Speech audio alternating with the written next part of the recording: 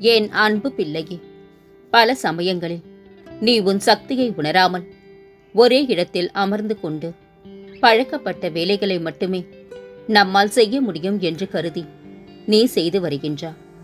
நீ சாதிக்கக்கூடியவை எண்ணற்றவை, முடிவற்றவை. வாழ்க்கையில் எப்போதும் திருப்பு முனைகள் அவசியம். அவை இல்லாவிட்டால் வாழ்க்கையில் சுவாரஸ்யம் இல்லாமல் போய்விடும். தடைகள் வர வேண்டும், அவற்றை மீறி கடந்து செல்ல வேண்டும், வெல்ல வேண்டும்.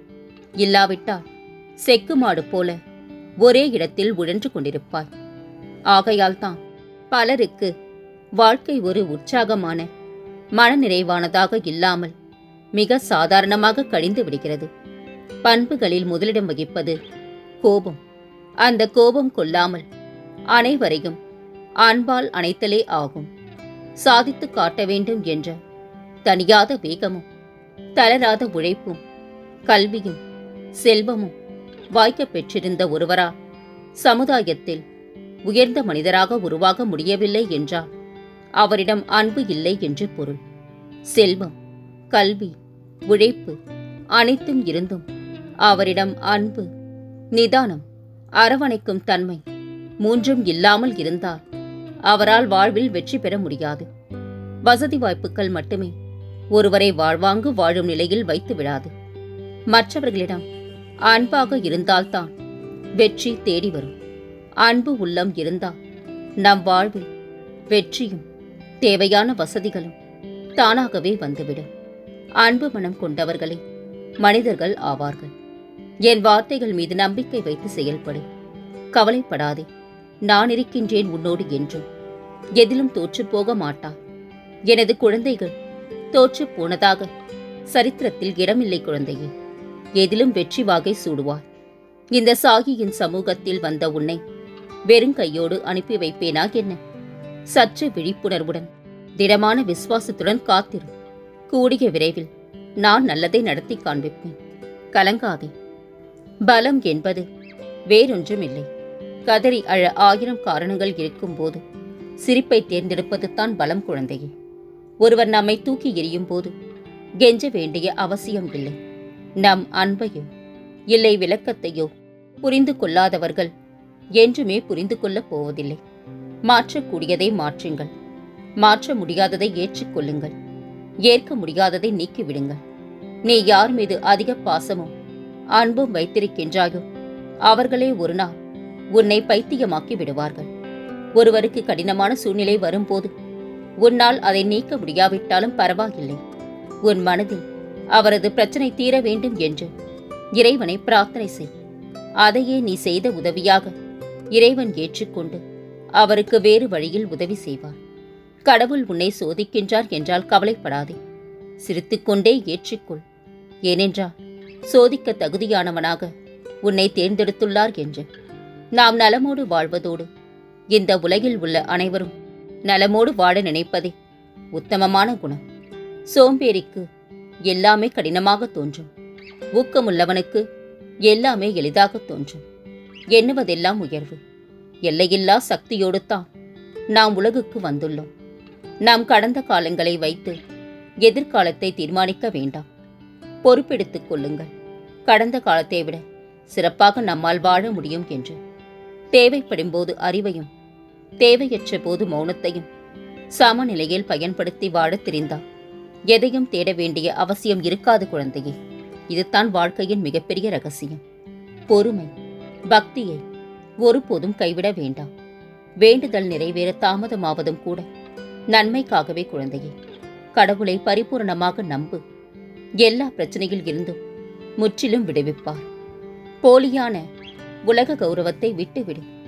கடவுளின் சன்னதியில் மகிழ்ச்சி பெறு. ஆடம்பர வழிபாடு ஆண்டவனுக்கு பிடிக்காது குழந்தையே. அன்பும் பணிவுமே அவனின் விருப்பம். பசியால் வாடுவோருக்கு வயிறார உணவளிப்பவனே கடவுளின் பிள்ளை. உலகம் என நினைக்கின்றது என கவலைப்படாதே. கொள்கையுணர்வுடன் வாழ்ந்தால் வெற்றி உறுதி. உனது கோரிக்கைகளை எல்லாம் நிறைவேற்றி உன்னை ஆனந்தமாக வைத்துக் கொள்ளவே முயன்று கொண்டிருக்கின்றேன். கவலைகளை மறந்து நிம்மதிக்குள். உண்மை, சத்தியம், நீதி, நேர்மை இவைகள் இருக்கும் இடத்தில் நிச்சயம் இந்த சாகி இருப்பேன். சாந்தமாக இரு குழந்தையே. பாசம் வைக்கும் உறவுகள் ஏராளம். பாசத்திற்கு அடிமையாகாது. எதற்காக கோபம் கொள்கின்றாய் தங்கமே? கோபம் என்றால் என்னவென்று தெரியுமா? பிறர் செய்த தவறுக்கு உனக்கு நீயே கொடுக்கும் தண்டனைத்தான் அது. உழைத்த காசிற்கு மட்டும் கையேந்து. மற்ற எதற்கும் எவரிடமும் கையேந்தாதே. உன் வாழ்க்கையை நல்ல முறையில் மாற்றி அமைக்க நான் எந்த ஒரு உருவத்திலும் உன்னை தேடி வருவேன். ஒரு மனிதன் தனது துயரத்தில் தான் உண்மையான மனிதர்களை அறிகின்றான். அன்பு தான் இந்த உலகத்தில் எல்லா நோய்களுக்கும் மருந்து. அந்த அன்பு பொய்யானால் உலகத்தில் அதைவிட கொடிய விஷம் ஏதுமில்லை குழந்தையே. என்னிடம் பிரார்த்தனை செய்து கொண்டால் மட்டும் போதாது குழந்தையே. உன் பிரச்சனைக்கான தீர்வை நோக்கி முயற்சி செய்ய வேண்டியது நீயாகத்தான் இருக்க வேண்டும். உன் மனதிடத்தையும் திறமையையும் தன்னம்பிக்கையையும் எந்த அளவு உன் முயற்சிக்கு உதவியாக இருக்கின்றது என்பதை நீயே தெரிந்து கொள்ள வேண்டும். வாழ்வில் மிகப்பெரிய மகிழ்ச்சி நம்மை நம்பியவர்களை சந்தோஷப்படுத்தி பார்ப்பதில் தான் இருக்கின்றது. வலித்தாலும் வாழ்ந்துவிடு. அந்த வாழ்க்கையும் மண்டியிடும் ஓர் நாள் உன் தன்னம்பிக்கைக்காக. காலம் ஒரு கண்ணாடி. நீ எதை காட்டுகின்றாயோ அதையே அது பிரதிபலிக்கும். ஆதலால் நீ அன்பை மட்டும் காட்டு. உன் வெற்றியுடன் சேர்ந்து மகிழ்ந்து கொள்வதை விட உன் தோல்விகளுடன் சேர்ந்து பயிற்சி கொள். அதுவே உன்னை வாழ்க்கையில் மேலும் உயர்த்தும். பிரச்சனைகளைக் கண்டு காலத்தை குறை சொல்லி காத்திருக்க வேண்டியதில்லை குழந்தையே. துணையாக நான் இருக்கின்றேன் என்பதை மறவாமல் துணிந்து செல். வாழ்க்கையில் நிச்சயம் வெற்றி அடைவா. கோபப்படுபவர்களுக்கு பாசமும் அதிகம், ரோஷமும் அதிகம். ஆனால் வேஷமும் கிடையவே கிடையாது. இதயத்தை கூட நம்பாதே. அது ஒரு நாள் உன்னிடம் சொல்லாமல் துடிப்பதை நிறுத்திவிடும். ஆகாயமும் பூமியும் நமக்கு சொந்தமில்லை. படைத்த உயிரும் உடலும் நமக்கு சொந்தமில்லை. சேமித்த பணமும் பொருளும் நமக்கு சொந்தமில்லை. செய்த தர்மமும் கருணையும் என்றும் நிலைத்து நிற்கும். ஏமாற்றிவிட்டோம், சந்தோஷமாக வாழலாம் என்று மட்டும் நினைக்காதீர்கள். உங்களுக்கும் அந்த நிலைமை வரும். வாழ்க்கை ஒரு வட்டம் குழந்தையே. வேஷத்திற்கு கிடைக்கும் மதிப்பு கூட பாசத்திற்கு இப்பொழுது கிடைப்பதில்லை. எந்த சூழ்நிலையில் நீ வீழ்ந்தாலும் பிறர் உன்னை வீழ்த்தினாலும் எழுந்து நிற்க கற்றுக்கொள். எந்த ஒரு உறவும் கடைசி வரையில் நிலைக்காது. இதை தெரிந்து கொள்ளும் போது வாழ்க்கையில் அமைதிக்கான விடை கிடைத்து விடுகின்றது. சூழ்நிலைகள் மாறும்போது சிலரது வார்த்தைகளும் மாறும், சிலரது வாழ்க்கையும் மாறும். உரிய நேரத்தில் உனக்கு உதவி செய்தவரையும் பசியான நேரத்தில் அன்னமிட்டவரையும் வாழ்நாள் முழுவதும் மறவாதே. இழப்பின் வலி இழந்தவர்களுக்கு மட்டுமே தெரியும். வாழ்க்கையில் உயிருக்கு அடுத்தபடியாக ஒரு மனிதன் இன்னொருவருக்கு அளிக்கக்கூடிய ஒப்பற்ற பரிசு நம்பிக்கைத்தான். எதையும் எளிதில் தொலைத்து விடாதீர்கள். மீண்டும் அது எளிதாக கிடைப்பதில்லை. நாம் நினைப்பதெல்லாம் எளிதில் கிடைத்துவிட்டால் அதன் அருமை நமக்கு தெரியாமல் போய்விடும். தாங்க முடியா கஷ்டங்களுக்கு பிறகும் மீள முடியா சோதனைகளுக்கு பிறகும் நமக்கானது கிடைக்கும் போது அதன் மதிப்பை இறுதி வரை நம்மால் உணர முடியும். முடிவு எடுத்த பின்பு தவறான முடிவை எடுத்துவிட்டேனே என்று சிந்திக்காதே. சில தவறான முடிவுகளில் இருந்தும் பல சரியான வழிகளை கண்டுபிடிக்கலாம். வாழ்வில் நாம் அடைந்த இன்ப துன்பங்களை கூட மறந்துவிடலாம். ஆனால் நம்மோடு பழகியவர்கள் நமக்கு கற்றுத்தந்த பாடங்களை ஒருபோதும் மறக்கக்கூடாது. ஒரு நாள் வலியோடு போகும், மறுநாள் வெறுத்து போகும். சில நாட்களில் பழகி போகும், ஒரு சில நாட்களில் விலகி போகும். உறவுகள் அவ்வளவுதான் குழந்தையே. நீ உன்னுடைய மனசாட்சிக்கு சரியாக இருந்தாலே போதும். பிறருக்கு விளக்கம் கொடுக்கவோ அல்லது பயம் கொள்ளவோ தேவையில்லை. உன் கோபமும் உன் அமைதியும் உன் திமிரல்ல, உனக்குள் இருக்கும் வலி. அது தள்ளி நின்று பார்ப்பவர்களுக்கு தெரியாது, புரிய வைக்கவும் முடியாது. அப்படியே விட்டுவிடு. உன்னை உணர்ந்தவர் என்றால் நிச்சயம் உன்னை தேடி வருவர். பழகுபவர்கள் தந்துவிட்டு போகும் பரிசு வழியாக இருக்கலாம். அதுவே உன் வாழ்வில் அடுத்த நிலைக்கு செல்ல வழியாகவும் இருக்கலாம். வருந்தாதே. உன்னால் ஒருவர் கண்ணீர் சிந்தினார் அது பாவம்.